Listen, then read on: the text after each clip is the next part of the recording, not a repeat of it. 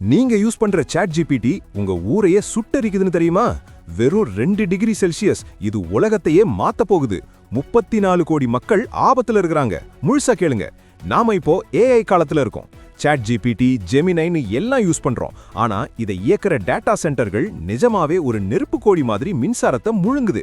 Cambridge பல்கலைக்கழகத்தோட latest report படி ஒரு data centre வந்தாலே அந்த ஏரியாவோட வெப்பநிலை 2 டிகிரி செல்சியஸ் அதிகமாகுதான்.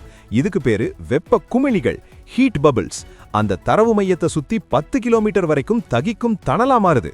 ஒரு குளிர்கால காலை பொழுது மே மாச கத்திரி வெயிலா மாறினா எப்படி இருக்கும்?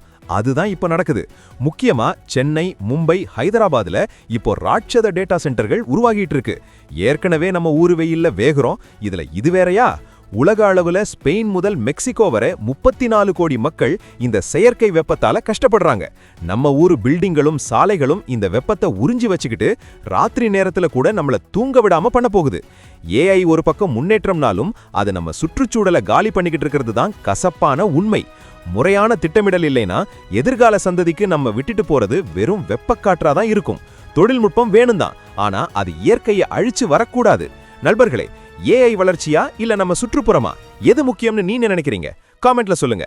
இந்த தகவலை உங்க நண்பர்களுக்கு உடனே ஷேர் பண்ணுங்க. மறக்காம சப்ஸ்கிரைப் பண்ணிடுங்க. ஏன்னா நீங்க யூஸ் பண்ற போன் மட்டும் இல்ல,